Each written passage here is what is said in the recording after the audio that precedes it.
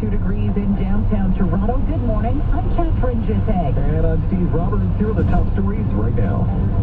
Prime Minister Trudeau is in London, England for meetings with leaders from the UK and the Netherlands today and wintry conditions making a comeback after a one-day taste of spring. A winter weather travel advisory is in effect for the GTA. City News Time 5:47.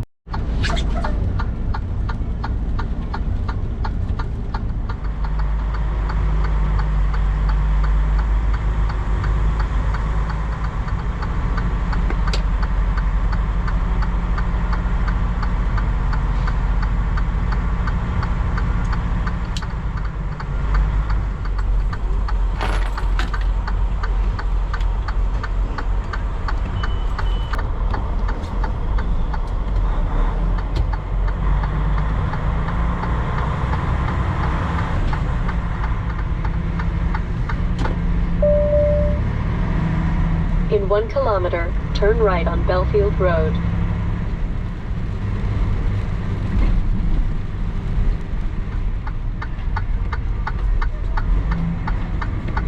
In 600 meters, arrive at Kit Custom Products on the left.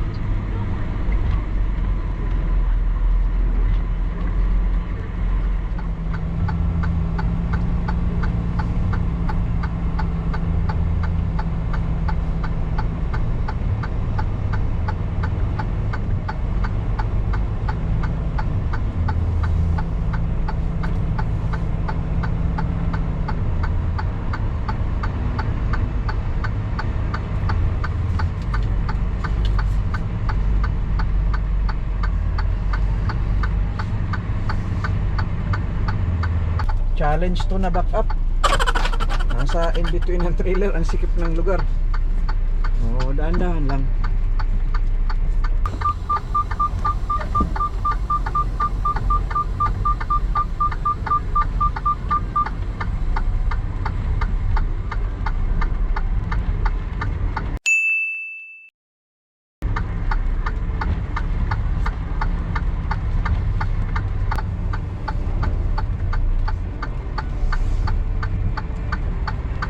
Sa door 21.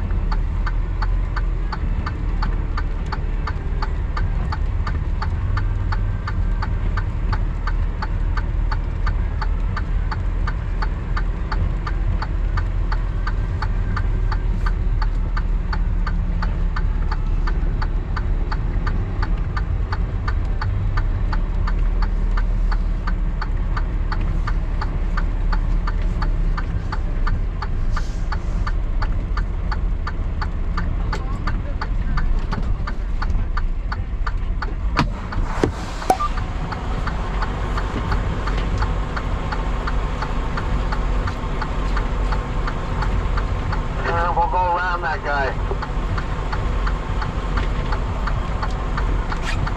Come on, Carnival.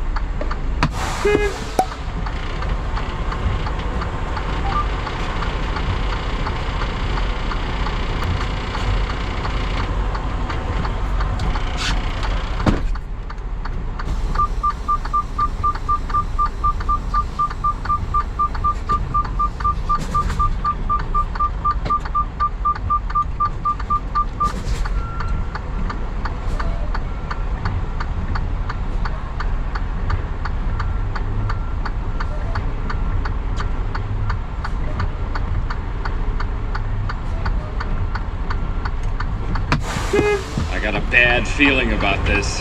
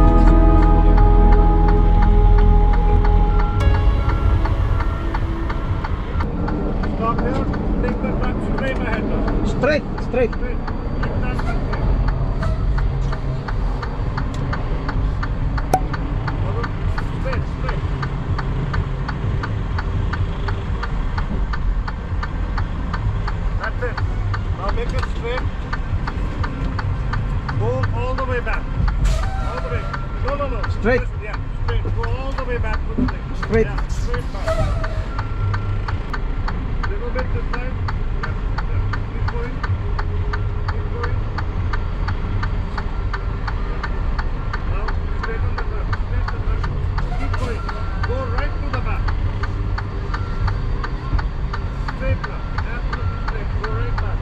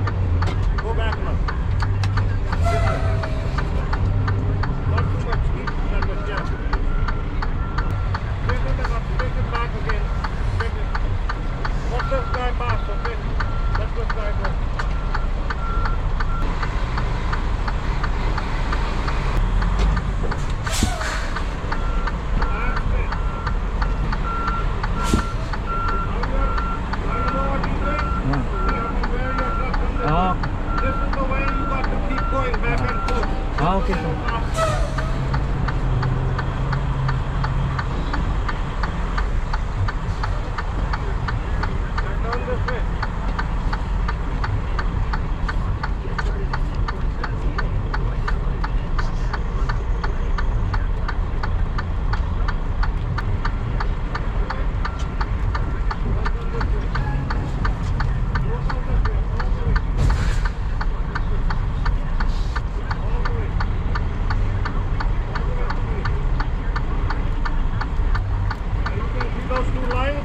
Now you can back up. Yes, sir. All right. I'll try. Okay.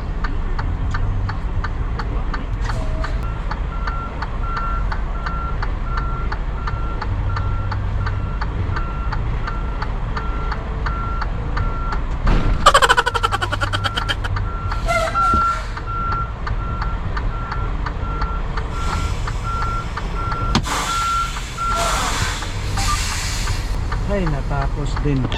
Grabe.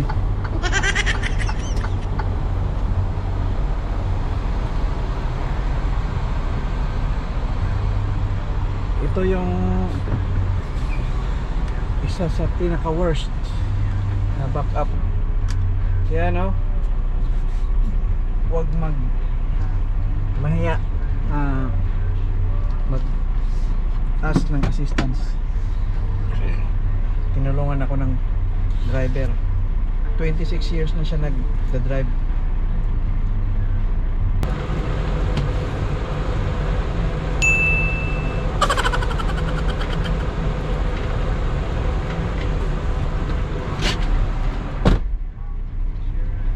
You have 12 hours and 38 minutes of remaining drive time.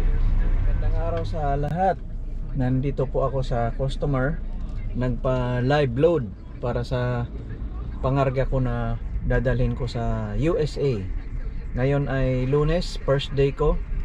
Ito ang unang trip ko for the cycle, for the week, no, for the 70 hours ko na rota.